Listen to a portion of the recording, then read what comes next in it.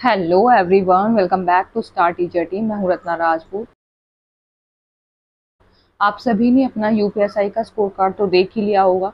वैसे तो बहुत अच्छा मजाक किया है हमारे साथ भर्ती बोर्ड ने, और अलग अलग मैंने सभी के स्कोर कार्ड देखे और उनमें जो वेरिएशन था वो देख के मैं शॉक हो गई कि ऐसा एक ही शिफ्ट में हर किसी के साथ अलग अलग बिहेवियर कैसे हो सकता है। क्योंकि हर बंदे का लिए अलग अलग शिफ्ट तो नहीं बनाई गई थी, गिनी चुनी 3-4 शिफ्ट थी, तो उनमें से ही वो फेयर नॉर्मलाइजेशन होना चाहिए था। वैसे नॉर्मलाइजेशन की बात भी मैं करूंगी, लेकिन पहले बात कर लेते हैं स्कोर कार्ड के बारे में। एक नोटिस आया था कि आपका जो स्कोर कार्ड है वो सुबह 10 बजे आ जाएगा। तो जब से सब एस्पिरेंट इसी पे लगे हुए थे, पहले मैंने सोचा कि साइट क्रैश हो गई है, तो इस कारण से मेरा जो स्कोर कार्ड है वो नहीं दिखा रहा है और उसमें कुछ एरर वगैरह दिखा रहा था। थोड़ी देर में एक फिर से मैंने लॉगिन किया तो वो दिखा रहा था कि जो आपका स्कोर कार्ड है वो आपकी मेल पे सेंड कर दिया गया है।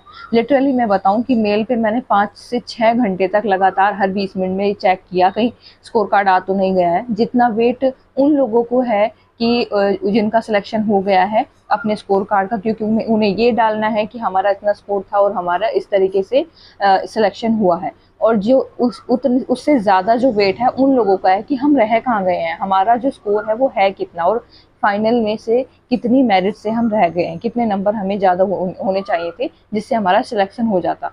लेकिन ये सब देखने के लिए हमारा जो स्कोर कार्ड है वो मेल पे भेजा गया, ये बोला गया था भर्ती बोर्ड के द्वारा, लेकिन नहीं भेजा गया था। मैंने देखा तो मेरा अगले दिन की भी सुबह में 4 से 5 बजे के अराउंड मुझे मेल आया था कि ये जो आपका स्कोर कार्ड है वो मेल पे भेज दिया गया था, और मैंने वहाँ पे देखा।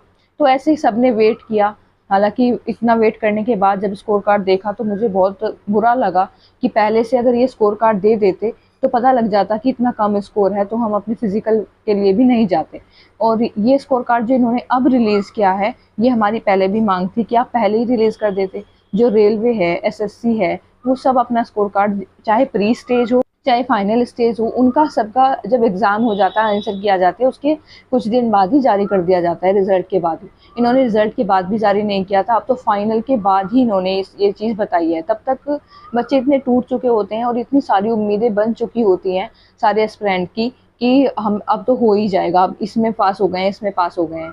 तो अगर मैं अपना स्कोर बताऊं तो मेरा जो स्कोर है वो 354 है, यानी कि 353 हमारी ईडब्ल्यूएस वाली जो मेरिट थी पीईटी के लिए वो लगी थी, और 354 ओनली स्कोर है मेरा नॉर्मलाइज स्कोर। रो स्कोर वगैरह की तो मैंने वीडियो बनाई थी आपके लिए और आपको बताया भी था, उसमें मैंने अपने उसकी आंसर की वगैरह भी आपको दिखाई थी। तो इसमें मेरा जो स्कोर है वो 354 है, और जो फाइनल मेरिट है वो अराउंड 360 के लगी है, फीमेल वाली। तो अगर ये पहले पता होता कि मेरा जो पीईटी के लिए क्वालिफाई किया है मैंने ओनली 1 नंबर ही ज़्यादा है, तो शायद मैं नहीं जाती। और बाद में मुझे इस चीज़ का बहुत दुख हुआ क्योंकि उन्होंने पहले स्कोर नहीं दिखाया था। और जो स्कोर कार्ड में वेरिएशन देखने को मिला है वो तो और भी ज़्यादा शॉकिंग है। वो इसलिए कि कुछ एस्पिरेंट हैं, देखिए जैसे किसी का 14 की फर्स्ट शिफ्ट में है, तो उनके उन्हीं में से उसी एक शिफ्ट में किसी एस्पिरेंट के मार्क्स तो डिक्रीज हुए हैं, किसी के 30-30 नंबर भी बढ़ गए हैं, और किसी के 2 या 3 नंबर ही बढ़ाए हैं, किसी के 10 नंबर। तो एक ही शिफ्ट में इतना वेरिएशन कैसे है ये पता ही नहीं लग पा रहा है।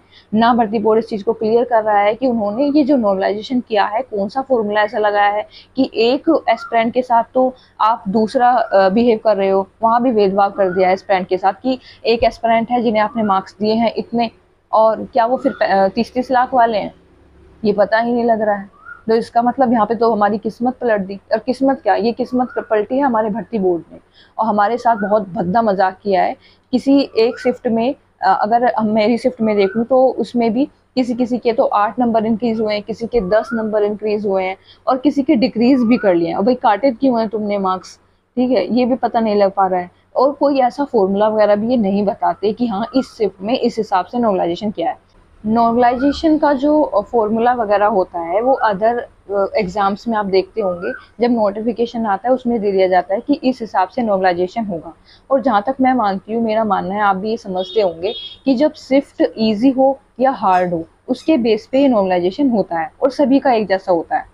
यानी अगर एक शिफ्ट इजी थी तो उसमें सभी के मार्क्स डिक्रीज होंगे, अगर डिक्रीज होंगे तो। और अगर कोई शिफ्ट हार्ड थी उसमें कुछ मार्क्स दिए जाएंगे, अगर क्वेश्चन रॉन्ग थे तो वो सभी को दिए जाएंगे। ये नहीं कि एक एस्पिरेंट के आप इतने ज़्यादा मार्क्स काट रहे हो कि वो मेरिट से भी बहुत नीचे आ गया है, और एक एस्पिरेंट को आप इतना नॉर्मलाइजेशन दे रहे हैं कि अगर वो मेरिट में नहीं भी आएगा तो उससे भी पार कर जाएगा, हो सकता है कि रैंक भी ले आए।